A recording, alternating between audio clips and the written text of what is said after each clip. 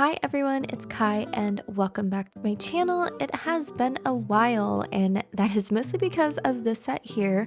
So this is a fun Halloween witchy apothecary themed set that I designed for the Neri Halloween contest over on Instagram.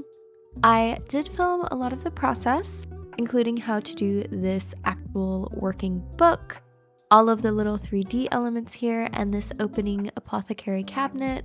I really wanted to challenge myself with this competition, so I used a bunch of different techniques that I hadn't tried out before, and so this did take quite a while to put together and film, but I thought what a good opportunity for me to share some of the things I've learned. So thank you so much for being here, and let's get into it. So I filmed the set and made it over the course of about 6 days. I honestly was coming home from school and getting to work at about 6 after I'd, relaxed a little bit and eaten and working until probably midnight every day. So I had quite the long week trying to get this in by the deadline, which was midnight on Halloween, and I literally just made it at the last minute. I finished editing my reel and posted it, so it was a little bit rushed at the end, but overall I am really pleased with the results. I'm very proud of what I created, even though, oh my gosh, this competition was crazy. I will have linked below the Instagram post if you want to check the hashtag, because people were making absolute masterpieces for this. We're talking full-on sculptures, so I would definitely recommend checking out all of the entries over on Instagram. But I am just starting with some little mushrooms. This is the Chrysania 3D clay, just the classic white. As always, if you are going to work with any sort of uncured gel, 3D gel, whatnot, and you are at risk of getting it on your skin, I do strongly recommend wearing gloves, nitrile or latex, just to ensure that you don't have too much contact with uncured gel and potentially develop any sort of allergies. So here I am making 3 little dots of that clay, and then I will be flattening them into the little mushroom heads. I love mushrooms. If you haven't seen my room tour, I will have it linked in the corner, but I do have some cutesy little pictures of fairies and mushrooms, and I just really love the forest theme, forest vibes. So I was going for a magical, mossy look with this set here. Maybe not your traditional Halloween look, but something that I very much love the aesthetic of. So I'm just flattening those little balls onto a throwaway palette. This is just cheap when I got off of Temu. I find it's really great to work with these for your 3D gels because then you can cure them and they won't stick and you can just peel it right off. Now I'm taking a brush that's just wet with a little bit of alcohol. Isopropyl alcohol, I recommend 91% if you can find it for nail art. The less water or other liquids in the alcohol, the better, because you want it to evaporate. And I'm just taking a brush and smoothing down the edges to get a nice half circle shape. Then I'll cure it, peel them off, and then file down that flat end to be even more flat. And these were super tiny, so one thing I really wanted to challenge myself with was ensuring that everything I made could fit on the nail. And so I was going for really small, really realistic, just as a personal goal I had set. So I was working with these little teeny tiny things, and it was a struggle, I'll be honest. Lots of experimenting went into this. I swear I made almost every element of each thing on the nail at least twice. I don't show all of it here because this is already a super long video and I didn't want it to be too long. But I just rolled out some of that 3D clay into little stems and then set the mushrooms aside. Here I am taking the Jinbei Crazy Top Gel, and I've just painted really thin layers on a silicone mat and then peel them up. I wanted to make a workable cabinet. That was kind of the main inspiration for this Apothecary witchy set. So I tried to make these panels for the cabinet out of that Jinbei Crazy Thick. I think in hindsight, I should have just gone in with the clay because when I cut the side panels, they were pretty thin. So I did end up having to go back and add some bulk after I painted them all. For the paints, I used a mixture of the D-Gel paint pots. I love these things. They're super pigmented. I like mixing them with a silicone spatula. I did get the collection off of Sweetie Nail Supply, the Ginny collab collection. I think it has a great set of colors. However, if you can't quite afford that one, it is pricey.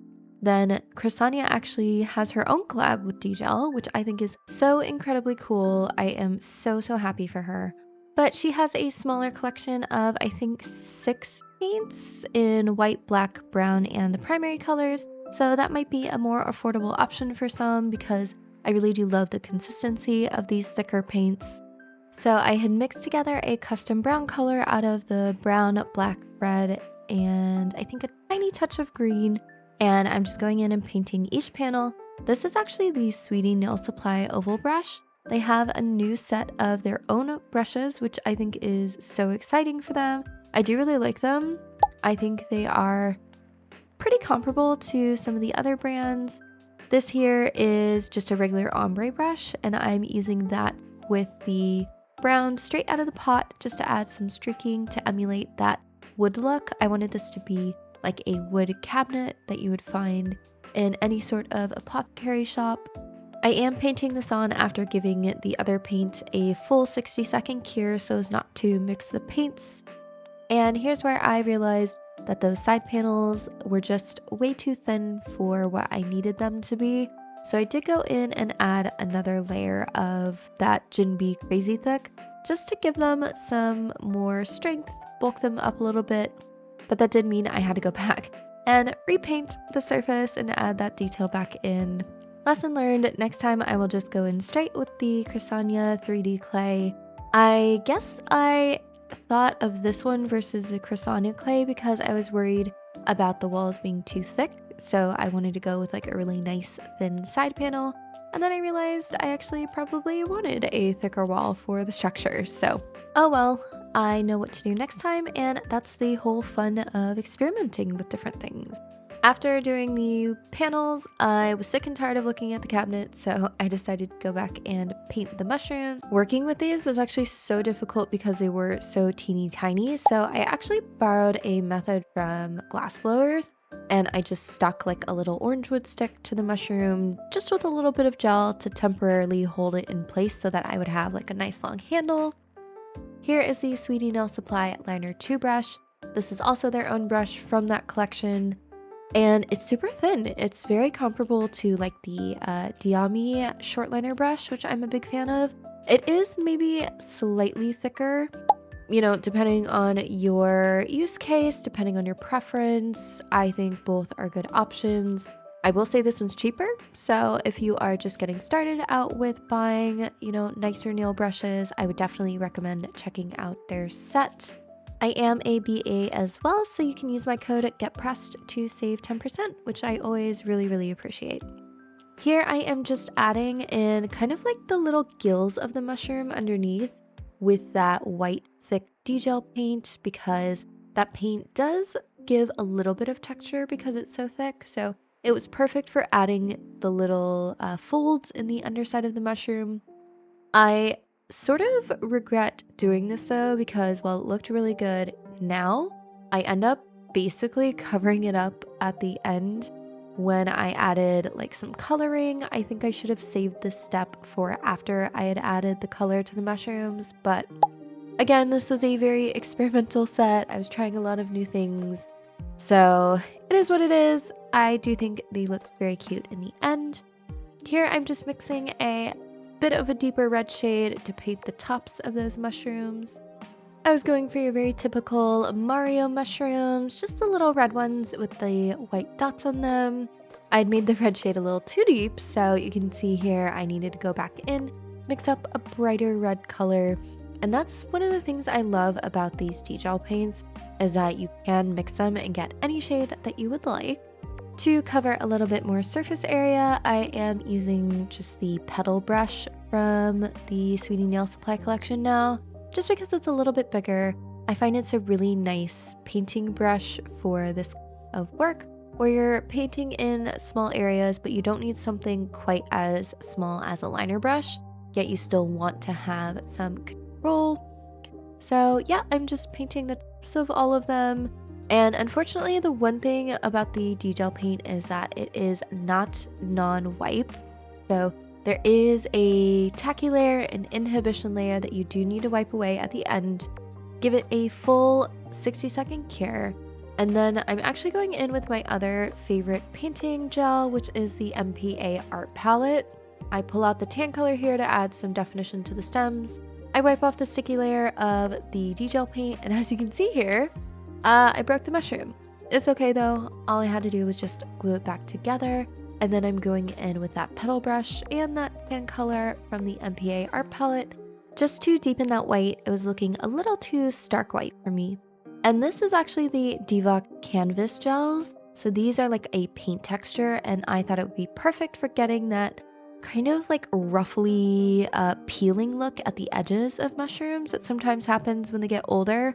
So I'm just dotting that on around the edges. It also helps cover up where the red and the white meet.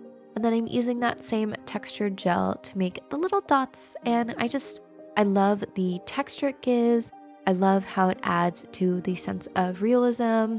I think something that's so important if you're trying to go for realistic models, and this is outside of nail art, just in art in general, is having good texture. Variation in texture is something that happens all around us in real life, and so adding any sort of texture possible just helps make things look a little bit more realistic. At least that's what I have experienced, what I've learned so far in my art journey in general.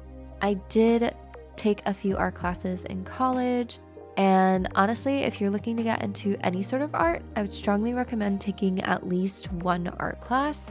It helped me so much being able to sit down and learn from somebody who knew what they were doing instead of struggling on my own, trying to figure things out. There are a lot of great resources online, but sometimes you just can't beat having a teacher there in person to show you around. So what I'm doing here is actually making some wings. I had wanted to include butterfly and dragonfly wings in this set. If you are on my Discord, which is linked below, I had pulled some people to help me with this design by giving me ideas for some of the things I could include. Big thanks to Jonique, Galaxy Witch Cosplay, Hane Junsei, and TJ for giving me some suggestions for different potion ingredients I can include. But basically for the wings, I took that clear Jinbi thick gel and I painted the shape of the wing on just a little throwaway palette.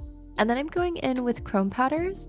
I use the Fireball powder from Blonde Blonde, and it's this gorgeous like yellowy, purpley blue shifting chrome. And I use that for the firefly wings because I knew that I was not going to be adding any color to these, and so I wanted the iridescence to show just as it was. For the butterfly wings, I did know that I wanted to make them green, and so I'm using the Real Juju powder from Nail Bio. This one I know has a stronger yellow tint to it, like a greeny yellow pink shift, which is exactly what I wanted to top like a green background. So I did use two different chromes for that reason, but I'm just buffing them in with a silicone tool. I love this method of applying chrome. I feel like it saves you so much chrome because you're not letting that powder soak into like a makeup sponge or anything like that. So yeah, it just is a great time saver because there's less of a mess, it feels like, and you can just wipe it off with alcohol when you're done.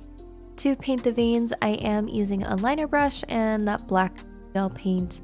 Now to load your brush for really small details, I try to include the footage here, but you want to drag it through the paint and kind of like drag the excess off on the palette.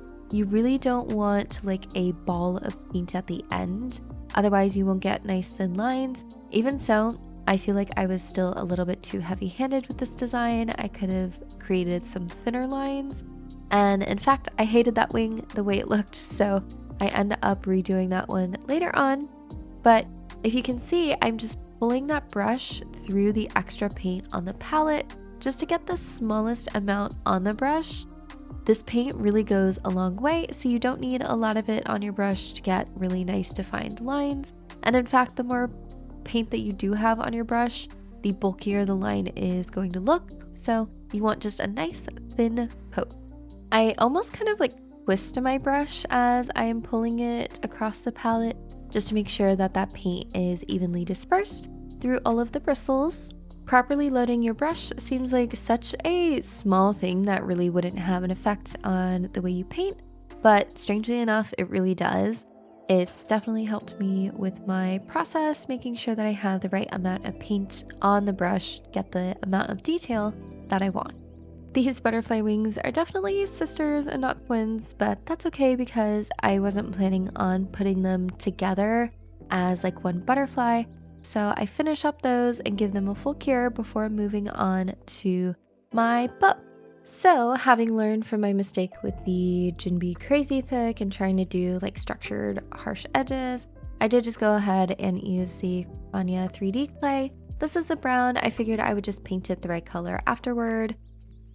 And it was really easy to flatten out and then just cut away the excess to get like a nice crisp line. It almost felt, weirdly enough, like working with pie crust. I like to bake when I have the time, and I've made quite a few pies in my lifetime, and it strangely reminded me of that. But yeah, shaping was super easy. I just cured them. These are the covers, by the way, and then I just took my hand file and straightened out those edges, made sure that they were each the same size. Now, I do recommend once you peel off any sort of 3D gel from the backing, whatever you're using, I would recommend curing the backside because since this is an opaque gel, it can remain uncured in the center if it's too thick. You might be able to see I stuck my fingernail into the backs of one of the covers, so there's a little dent there, but that's okay. I'm just wiping them down with alcohol before painting them. I'm using that same custom color as I did for the woodwork to paint the covers. And I really like using actually a silicone tool, one of these flathead ones, for painting flat surfaces. I just think it's a great way to get a really smooth coat of paint. And with these, because there is some small amount of texture on the book itself, because I didn't file them completely flat, it actually left behind a really nice texture in the paint when I was using the silicone applicator to paint over it. And I think it actually looks a lot like what I was going for, which is kind of a leather-bound book cover. So I cured each of those, and then I wiped off the inhibition layer, the tacky layer, and then I'm going to use one of the new matte top coats that I've been trying for chrome isolation. I really do like it. It is the new formula for the Made matte top gel. It's actually not even a top gel, sorry. It is just an art gel is what they call it. But it might be quite possibly the smoothest matte polish that I've ever used. And because it is so smooth, you can see here just how much of the like particles are in the gel that make it matte when it cures. And again, because it is so smooth, it just really does not cling to any powders. I have used it probably 3 or 4 times now to do chrome isolation, and the extra just falls away.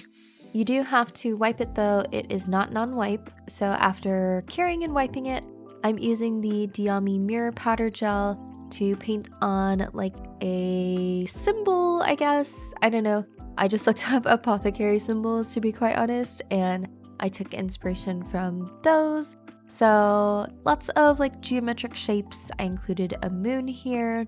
Unfortunately, you can't see exactly what I'm doing. I know it's hard to because this is a clear gel, but I go ahead and paint it all at once, being very careful to be extremely neat with this because unfortunately, if you do over cure a gel, I find it's harder for chrome to stick. So I like doing all of my details all at once so that I can give it one cure instead of like flash curing part that is already done.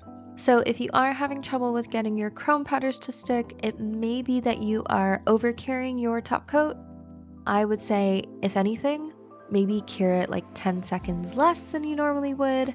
Put on the chrome powder and then put it back in for the full cure, just because that chrome powder, if the surface is like too cured, it won't adhere. I'm using the Nail Bio Gold Chrome I love this stuff. I talk about it all the time. I'm sure you've heard me say it before, but it is just a really nice gold chrome powder. And to wipe away the extra, I'm using just one of those triangular makeup sponges. I find it really grabs that extra powder well. Now on to constructing the actual cabinet. This is probably one of the harder parts of this. Off camera, I made the back panels for the cabinet, and now I'm just taking them all and I'm going to glue them together. I'm using the Makart gem grip glue just because it has that nice skinny nozzle. I paint a really thin layer on the edges of the panels, and now I'm just flash curing them into place with my Diami pin cure lamp. I do construct everything and then I go in and give it a full cure, but first I just put everything together, flash cure into place.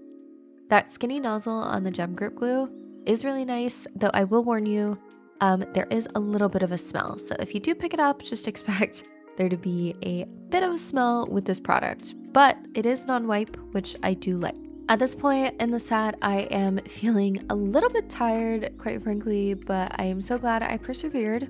I'm just using that MPA art palette to fill in the gaps I had created when I constructed the cabinet. There were some places where the edges didn't quite come together, so I had to fill it with clear gel, and I'm just painting those in so that they don't show through in the final design. And then I matte top coat everything. While I would not recommend the May Mode matte as a top coat just because the finish is not really meant to be that traditional matte that you might be used to, I do really like the Divock Zero Matte. It is really good for chrome.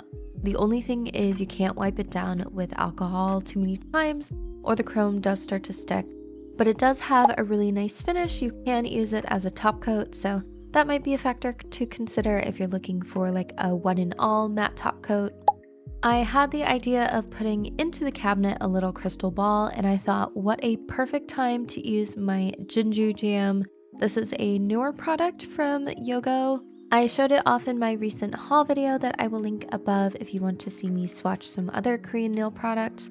But it is this gorgeous pearlescent clear e-gel that just makes for amazing 3D art. It's so simple. All I had to do was roll it into a little ball and cure it. And then I attached it to this little floral like nail stud to be the base of the crystal ball. I just folded the petals down to look a little bit more like legs, like a pedestal. I did end up dunking it in some top coat here. This is just the Jinbi Crazy Standard top coat, just to make sure I preserve that shine and add a protective layer over the Yogo gel, because the Yogo gel is not like a smooth non-wipe finish. It is slightly tacky when it cures. And here I'm just trying to make sure it will fit into the cabinet. It sticks out a little bit. I do wish I had made the cabinet a little bit deeper, but that's okay. I think the end result fine. And this here is the glow clay from Chrysania. So she has a whole line of these glow in the dark clays.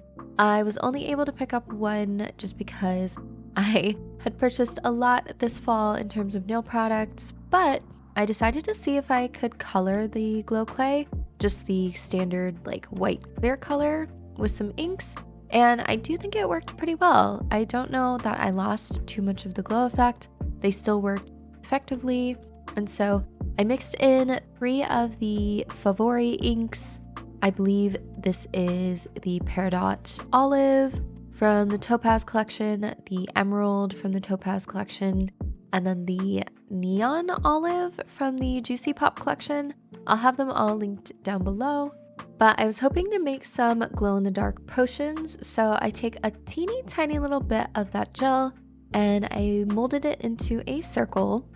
And my thought was I could attach it to a fishing line, dip the whole thing in my crazy top thick, and get like an encased in clear sort of potion.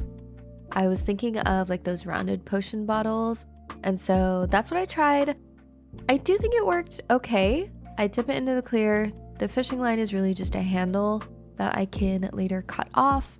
I let the excess drip off, but not all of it, because what I actually do is I take the excess, I stick it on to some sort of non-stick surface, like a disposable palette or a silicone mat, and then I pull slowly on the ball so that it like stretches between the mat and the ball, and then I cure it really quickly. I give it a nice flash cure, and this is what it looks like after. So you get the potion and that kind of like clear glass stem. I'll try to remember to insert a little picture here of what I was going for. I trim off the stem end and then clip the other end, and I did give it one more dunk just to thicken that clear coat so it looked like glass. And then I moved on to the book. I'm attaching one of those hinges that you can buy just off of Temu. I've seen people use them to attach like 2 nail covers on top of each other to do like an opening nail, which I think is such a cool concept. That's originally why I got them, but I'm glad I had them because they made making this book super easy. I just attached the hinges to both of the covers. I just used a thick clear gel for this, and it stuck pretty well. No problems there. And then I had to figure out what I was going to do for the paper. Originally, I had cut out those little pieces that you saw there. However, I end up doing something different later on. But this is all the stuff I have to work with so far for this set. For the cabinet, I do the same thing as with the book. I attach the hinges, although this time it is on the outside versus the inside. That way I can get like a fully closed cabinet. Then I wanted to make some boomslang skin as a potion ingredient to include in the set. It is a reference to one of my favorite series as a child, but I'm just taking 2 inks. I believe this is Jupiter and Peridot Green from the Favori, and I'm mixing them together with some standard gel, some standard top coat, and I actually have this Macart like cuticle tool, and it has this texture on it that is like a snakeskin already. So I paint on a thin-ish layer of gel over the handle, and here I am after curing it trying to like gently pry it away, and what I'm left with is this really awesome curved snakeskin. Now back to the book. I am working on the interior. This time I came up with a different game plan for the pages. I just accordion folded a strip of paper, and then I'm gluing together every other page just so that you get like this nice fold out insert here. And then I'm taking a micron pen from Sakura. I loved these pens when I was younger to draw with, and they come in really fine tipped points, so I thought it would be perfect for filling this book. It is filled with nonsense. The symbols are real apothecary symbols, but then the rest is just kind of like scribbles meant to look like notes or handwriting. And then I glued the whole insert to the interior covers, almost like you would bind a normal book. I used nail glue for this just because I didn't want to try to use gel. I felt it would be too wet and maybe like soak into the pages. So nail glue it was. It's also air drying, so I didn't have to worry about curing. And the book is done. I'm really pleased with it actually. It's probably one of my favorite things in the set. And I wanted to start filling the cabinet up, so since I had that nail glue out, I took my little potions that I had made and I put them in the cabinet. Off screen I had made a second potion. I was rushing to finish this one, so I didn't quite film everything the way I had wanted to. I also did not have the luxury of trying to make sure I was remaining in frame the whole time, so that's why I do apologize. Sometimes you see my head peeking into the frame, and also sometimes I am out of frame. I was really rushing to finish this set and make sure I could finish it in time for the deadline. So the filming is not on par with what I would like it to be, but I am glad I captured most of the process at least. So I glue in my crystal ball and my potion, and I needed something for the bottom shelf. So I made myself a little block of cured clay, and I started painting a book. For this super teeny tiny book, I just used a green polish from that MPA art palette, and I painted the cover. The MPA art palette is slightly more sheer, I would say, than the D-gel paints, though you do get a bigger variety of colors with that set. So I did lay on the paint quite thick and it did wrinkle. So make sure that you are painting in relatively thin layers with the MPA art palette, or at least not quite as thick of a layer as I used here. And then for the cover, I am adding another reference to that favorite series. If you know what it is, comment down below. I do still really like it, despite the fact that I know the author has been in some controversies as of late, but it is just filled with so much nostalgia for me. And around Christmas time every year, which is coming up very quickly, I do try to reread the whole series. It just reminds me of being off for Christmas break and staying up way too late to read. I was such a bookworm when I was a kid, which I guess makes sense for why I teach English now. So yeah, if any of you have any favorite childhood book series, definitely comment them down below. I'd love to hear what you all were reading as well. With that book finished, I just glue it in place in my cabinet and the interior of this is all finished. For the next element in this set, I'd wanted to put the mushrooms in like a little globe terrarium.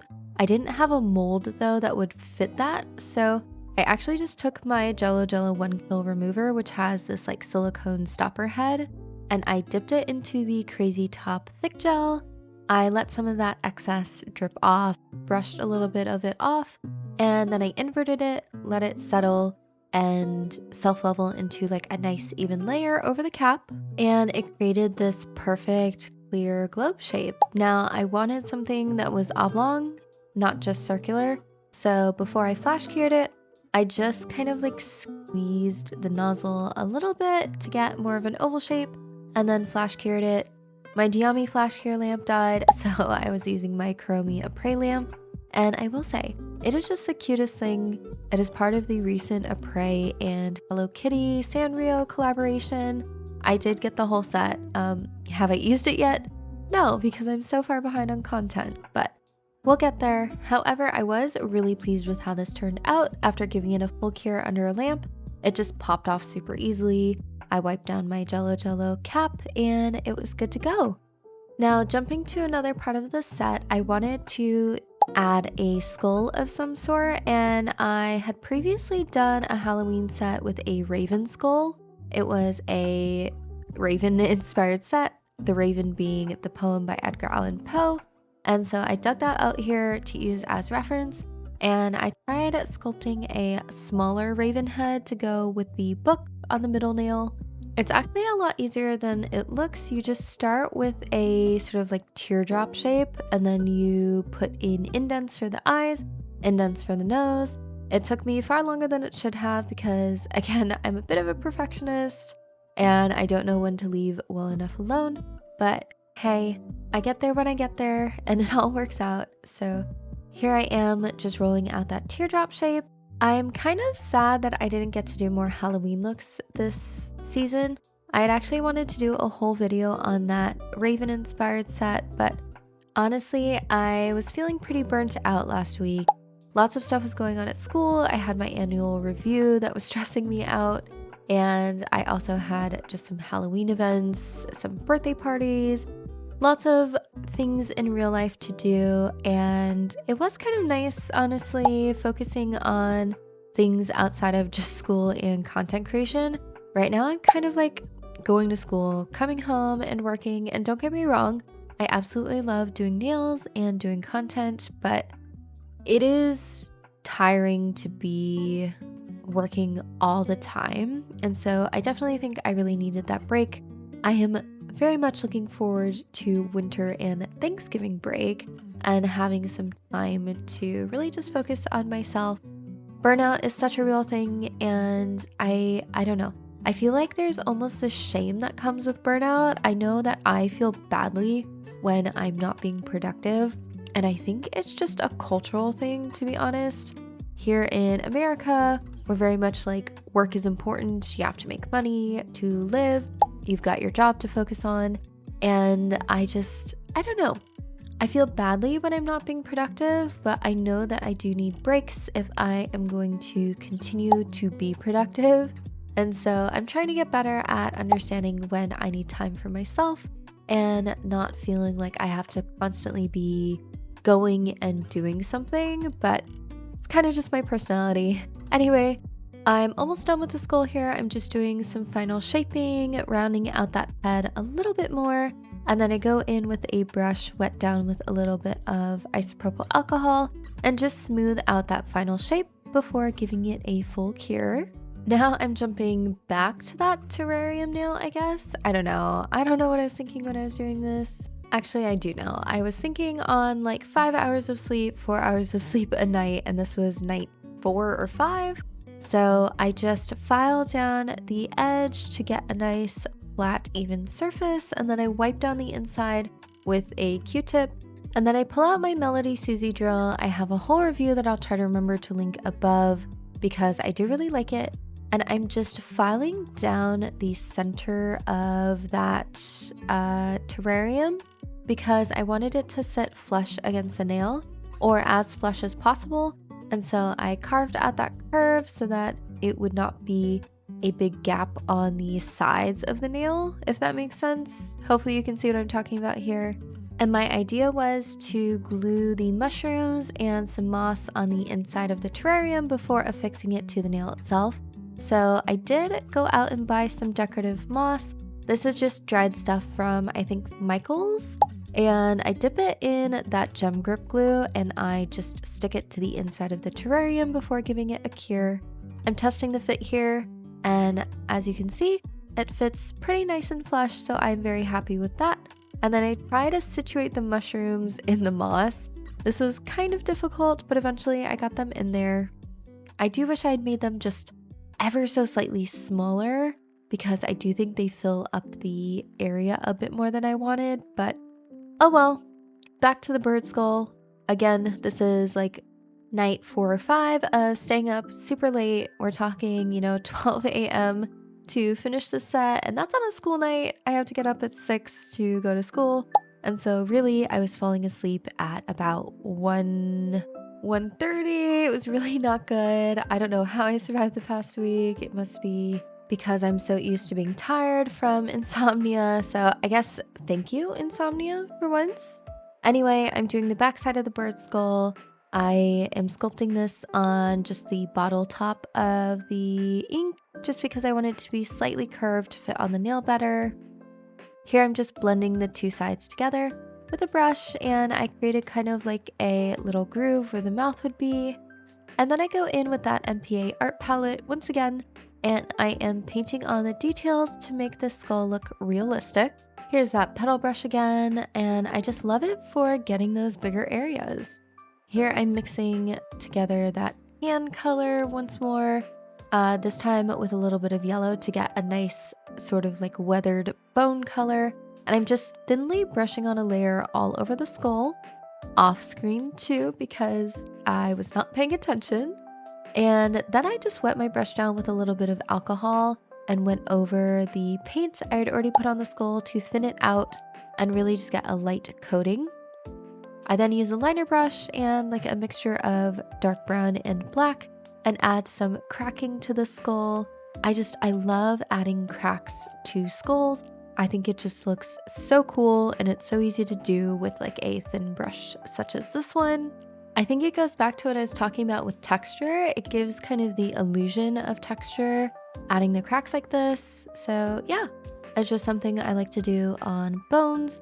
And then I painted the eye sockets black with a little bit of brown, keeping it thinner around the edges of the sockets and darker in the center to create kind of, I guess not the illusion of recess because it is recessed into the skull already. I don't know, I think it just looks cool that way when you have like that deep black in the center. I'm really loving how the skull is turning out. Weirdly enough, it almost seems cute to me, I guess just because it's so tiny. But I finish off the nose holes with a little bit of that black brown polish, and then I paint the beak in a black gradient. I believe this is accurate to real life, at least that's based on all of the reference pictures that I looked up. So I just paint that black on thinly at first, and then a little bit denser towards the tip, blending that out towards the back end of the skull. I guess maybe it looks cute because his nose or his beak is shortened. compared to what it probably typically would look like. But yeah, I'm very happy with how he looks. He almost looks like a dinosaur, I suppose. I don't know. Anyway, I wipe off the tacky layer, and then I do go in and I apply that May Mode matte. I know I said it wasn't a top coat, and that's because it doesn't give you that traditional matte look, which I actually didn't want. I just wanted a slightly smoothed out surface, so I thought it was perfect for this case. And wow, 40 minutes into the video and I am just getting to painting the nails. So the actual nail tips themselves are the e-nail couture, I think the extreme square, I believe. I just base coat them with the Zero base from Yogurt Nail Korea. I like it because it is a thinner base. I've talked about it in some of my previous videos. And then I'm going in with that MPA art palette and just painting 3 of the nails green.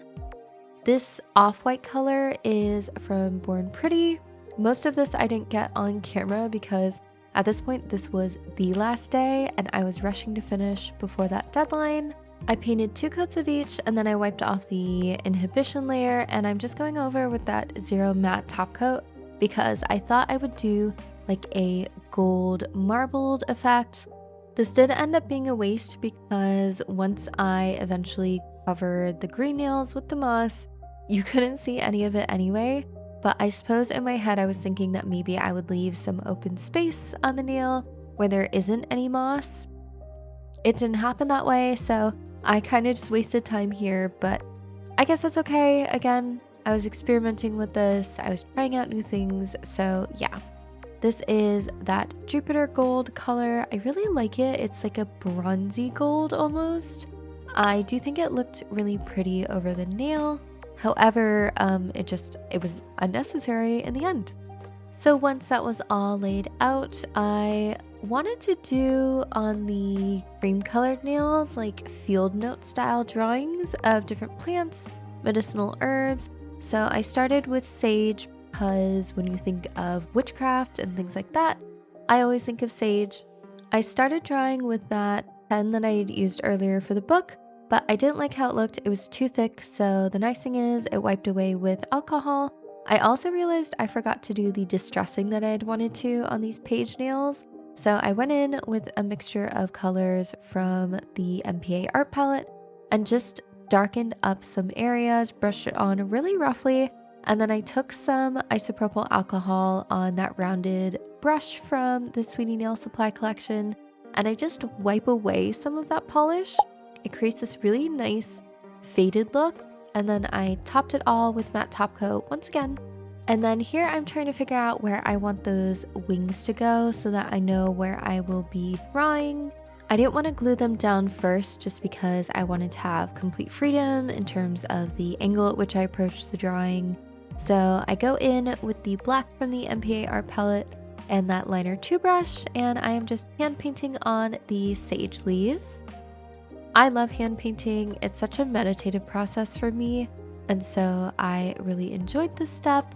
I was in a rush though because of that deadline, so pardon my head. I was not able to check completely if I was in frame or blocking anything, but I'm glad I got a good bit of it on camera. So this is mistake like 10 of the video. I had forgotten that I wanted to use this NFC LED sticker on the nail behind the terrarium. I was hoping it would like light up the whole thing. Unfortunately, the sticker sucks. I'll be honest, I got it off of Amazon and it's not very bright. I really wanted it to like light up that terrarium and make it glow. So I had filed down the surface of the nail so that I could embed the sticker, repainted it, and ultimately it just wasn't even worth like showing you the results. So back to the field guide nails. Once I had my art painted, I actually off camera had written out the scientific name for sage, and I added the boomslang skin label, and I fixed the actual boomslang skin in just a matte top coat to finish off the nail. Here I am drawing on some chamomile flowers. When I was a kid, I used to eat what I thought were chamomile flowers, but I'm pretty sure they were like a dwarf variety that is not actually the same as real chamomile. Oh well, I didn't get sick or anything. I would just find it in the yard. So I paint that on, matte top coat it, and then I add my lacewing fly wings. They are really just dragonfly wings, but I don't know. I thought it was a fun little reference. Again, if you know what I'm talking about, comment down below. At this point, I'm pretty sure it was like 9:30 on the 31st, so I was rushing to get this set done. I do affix both the book and the raven head onto that middle nail. I just use some Macart rhinestone glue and I flash cure in place before giving it a nice full cure in my big lamp. I try to angle them at opposite angles just to help with the flow of the design on this nail, and I was really happy with that. So at this point, I'm pretty happy with how everything is looking, but I do have to finish up the wings. I just stuck them to my stand and then painted the back side with a green paint. This is, I think, forest green from the Gel Monster collection. That's Zillabue's own gel brand. I do really like these paints. I think they're super opaque for just like standard gel paints, gels. And it was just the perfect color to add like a green tone to that iridescent wing. I absolutely love how the wings turned out for the butterflies. I just wanted them to look like preserved insect wings, and I think they really did, so I was very pleased with that. Back in with that May Mode matte polish, I am just painting the door of the cabinet because I knew I wanted to do some gold designs. I try to really do the same sort of elements on two different nails to bring cohesion to a design. So because that book had the gold cover, I also wanted to do golden symbols on the door of the cabinet. This time though, I wanted to have more of a textured look, so I do use the Jello Edge Gel instead of that Diami mirror powder. I would say the difference is that the Diami is just slightly more runny. The Jello Edge Gel really holds its texture, which sometimes it's almost too thick for things like dots, and I have to smooth it out like I did for this nail. The Diami is just ever so slightly more runny, so it does smooth out better, but it won't hold quite as much texture. I'm also realizing right now that I don't know how to pronounce Diami, so if you know, please comment down below. Anyway, I'm just topping this with the Mayo glass top coat, which is super thin, so I love it for topping chrome. It doesn't disturb the powder. I'm also using it just to top that terrarium. It's not quite as clear as I had wanted. I think because I wiped down the inside with that isopropyl alcohol. I should have skipped that step, but I didn't know how else to get the dust from the inside when I was filing it. But oh well, I do think the effect was still there. To finish up the cabinet, I am just gluing the hinge onto the door. And then it was like 10:30 at this point, and I had the crazy idea of adding another 3D element. So I had wanted to do like a treant type mask. I thought it would look cool, almost hanging off the side of the terrarium, and that nail was feeling a little plain to me. So I sculpted out a little mask just using my silicone tools, that Chrysania 3D clay. And then for the little branches, I actually thought of just making squiggles of like a thick clear gel. So I turned to my Crazy Thick and I'm just painting out these little squiggles on a palette, curing them and then painting them brown. And it made just the perfect little teeny tiny branches. These are not structurally sound at all. So if you try this, please don't expect like a really strong branch. They're far too thin, far too small for that. But once they're cured, you can just peel them off of that palette. And I just glued them onto the mask with just some gem grip glue. I just dipped the end in and then stuck it to the mask and flash cured them. Before that though, I did take out my Divock canvas paints. This is the mini collection. And I mixed together a brown color so that I could paint on some texture. These are really nice because these ones are non-wipe, so they leave behind a matte texture that is just perfect for this like woody look that I was going for. Unfortunately, a lot of the footage was covered by my head, so I don't have a ton from the mask, but moving on, I am gluing the cabinet down to the thumbnail, just using that rhinestone glue from Macart. And here is the moment of truth, applying all of the moss. I started by cutting and tearing it into these little clumps, and then I covered the entire nail with the Gin Bee Crazy Top Thick. I felt I could use this maybe as like a glue and just stick the moss into it and then cure everything. And it worked pretty well that way. The thick viscosity meant that the moss really stuck into the gel and didn't move much. I just used some tweezers to poke and prod it into place.